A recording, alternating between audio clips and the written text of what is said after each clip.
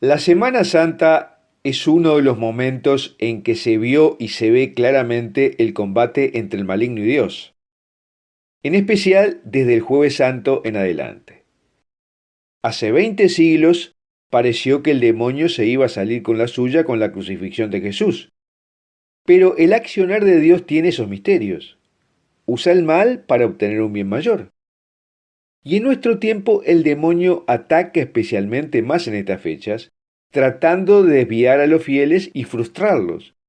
Por lo que debemos tener bien claro cuáles son las cosas importantes que sucedieron a partir del Jueves Santo y sus consecuencias para nosotros. Aquí hablaremos sobre los ataques del demonio en Semana Santa, ayer y hoy, y cuál es nuestra defensa.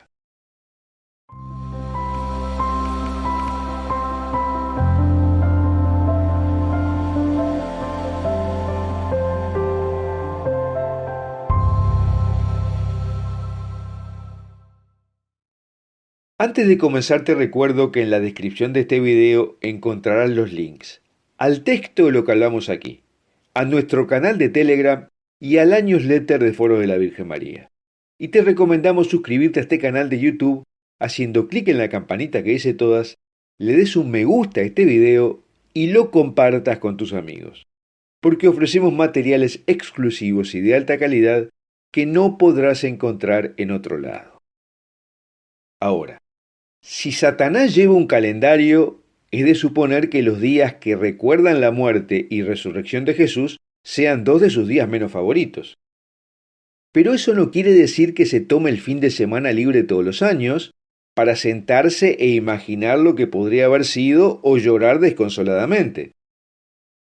Mientras tenemos nuestras celebraciones del Triduo Pascual y el Domingo de Pascua, Él sigue rugiendo y devorando, pero más de lo habitual. Y aunque Él sabe que no puede evitar que los cristianos celebren la muerte y resurrección de Jesús, al menos puede engañarlos para que lo celebren más a su manera. Por eso la Semana Santa es un tiempo de la mayor actividad del maligno, que es preparada desde antes por sus secuaces, porque en días previos se verá el lanzamiento de series, películas y libros que relativizan el sacrificio y triunfo de Jesús. Ponen dudas sobre la veracidad de los hechos relatados por la Biblia y dan informaciones sobre nuevos descubrimientos arqueológicos, por ejemplo, que prometen cambiar la historia y que luego quedan en la nada. Y también aparecen trabas para que los católicos celebremos la Semana Santa plenamente, como las restricciones por la pandemia que siempre se acentuaron en este tiempo. Y también suceden tentaciones a los sacerdotes y a los fieles. Él ataca a los pastores, manteniéndolos ocupados toda la semana para que no tengan tiempo de preparar su prédica, incitándolos a pensar que contar otra vez la vieja historia de 2000 años es muy repetitiva y que se ha vuelto cansado e irrelevante en el mundo de hoy. Por eso los incita a innovar la celebración con variada pirotecnia, que en lugar del relato histórico y bíblico de la resurrección de Jesús, hablen de los temas que hoy interesan a las personas. Por ejemplo, cómo pueden resucitar de las deudas, de las relaciones rotas, de la infelicidad general. Y también tienta a los fieles haciéndoles pensar que es una época de vacaciones, poniéndolos ansiosos sobre dónde van a salir a pasear, dónde van a ir a comer, etc.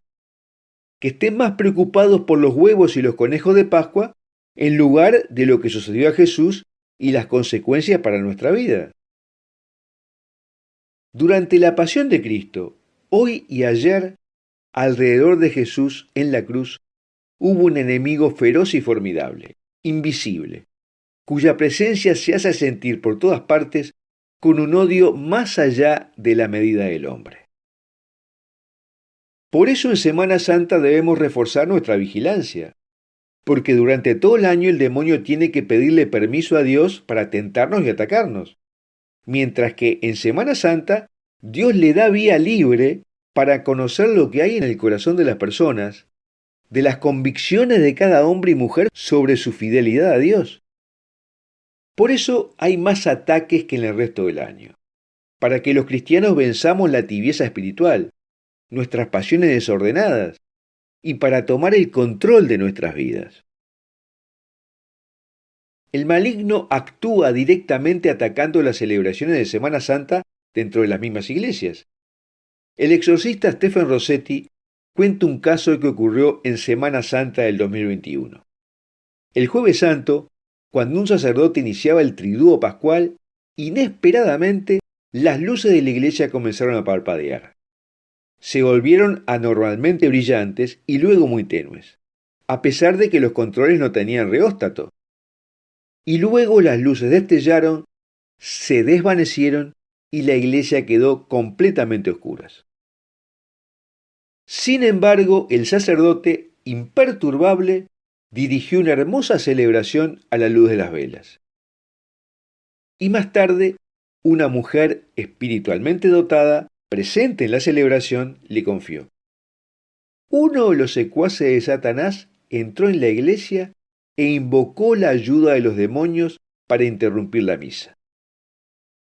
Y cuando terminó la misa, las luces volvieron a la normalidad como si nada hubiera pasado.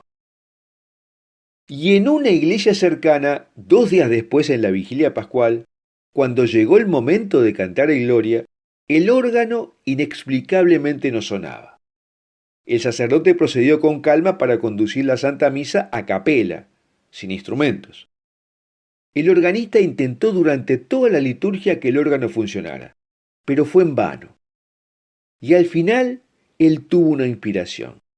Sacó un poco de agua bendita, roció el agua sobre el órgano y comenzó a funcionar normalmente, justo a tiempo para el himno final. Este es un ataque demoníaco típico. El demonio acosa, produce problemas, pero nunca puede frustrar la obra de Dios. Por lo tanto, nosotros no debemos distraernos de la historia central de la pasión del Señor, que transcurrió a partir del Jueves Santo, uno de los días más importantes en toda la historia del mundo, y tuvo su apoteosis el domingo de resurrección. Ese día, jueves temprano, Jesús envió a Pedro y a Juan para organizar la cena en el cenáculo para celebrar la Pascua. Lavó los pies de los apóstoles, celebró la primera misa e instituyó el sacerdocio. Anunció que Judas lo traicionaría y dio el mandamiento nuevo de amarnos unos a los otros. Indicó que Pedro tendría un papel pastoral especial entre los apóstoles. Anunció que Pedro lo negaría y oró por la unidad de sus seguidores. Fue al huerto de Getsemaní y oró, y los discípulos se quedaron dormidos a pesar de su advertencia. Triste por lo que habría de sufrir, le dice al Padre que se haga su voluntad. Se consuma la traición de Judas, lo apresan y detiene a sus discípulos de continuar una resistencia violenta. Cura la oreja de Malco, siervo del sumo sacerdote, después de que Pedro se la cortara con una espada. Y finalmente fue llevado ante los sumos sacerdotes Anás y Caifás y luego ante Pilato. El ataque más fuerte que el Señor sufrió fue a partir de la oración en el huerto de Getsemaní. A partir de las 9 de la noche del jueves, Jesús sufre un enorme deterioro físico que comienza en el huerto de Getsemaní cuando ora. Allí es atacado viendo los pecados que toda la humanidad hará en el futuro y por el dolor físico y moral que habrá de sufrir el día posterior, el Viernes Santo.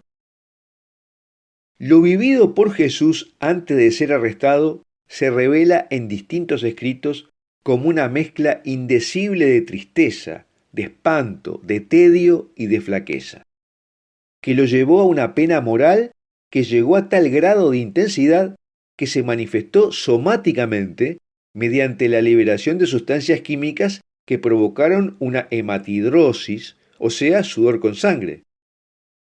Este proceso inusual en el ser humano es debido a una congestión vascular capilar y hemorragias en las glándulas sudoríparas, haciendo que la piel se vuelva frágil y débil. Y en esos casos se produce dolor de cabeza, ansiedad, dolor abdominal y aumento de la temperatura corporal antes del flujo sanguíneo. Y le provocó una pérdida valiosa de líquido, lo que con baja temperatura ambiente y su piel húmeda le provocaron escalofríos. Y si bien la pérdida real de sangre no terminó con él, su cuerpo se fragilizó y tuvo un gran daño psicológico, que luego se completaría con la flagelación, las distintas humillaciones, entre ellas que el pueblo eligiera la liberación de Barrabás en lugar de la suya, y su crucifixión. Sin embargo, luego todo cambió. La resurrección de Jesús fue un revés increíblemente irónico para el demonio, que parecía estar ganando. Desde la perspectiva de Satanás, la crucifixión había sido su victoria. Había derrotado los propósitos de Dios. Pero la resurrección fue la anulación de esa aparente victoria. La cruz no destruyó el reino prometido de Jesús, sino que fue un gran paso adelante para los planes de Dios. Ante el intento deliberado e intencional del archienemigo de derrotar los propósitos soberanos de Dios en la historia, la resurrección mostró el poder de Dios para tomar las artimañas de su enemigo que pretendían destruir sus propósitos y usar esas mismas estrategias para lograr los propósitos divinos. Por lo tanto, el significado del sacrificio de Jesús y su resurrección es que las promesas y los propósitos de Dios no serán ni pueden sufrir la derrota. Aunque el archienemigo de Dios se centre en derrotar los propósitos de Dios con todos sus recursos y que nos le apoye incluso con una gran cantidad de los seres humanos, no podrá hacerlo. Las promesas de Dios nunca serán frustradas. Bueno, hasta aquí lo que queríamos hablar sobre los ataques del maligno en Semana Santa y cómo debemos fortalecernos comprendiendo lo que sucedió a partir del Jueves Santo que culminó en la resurrección. Y me gustaría preguntarte si has sentido o visto ataques del maligno durante Semana Santa alguna vez.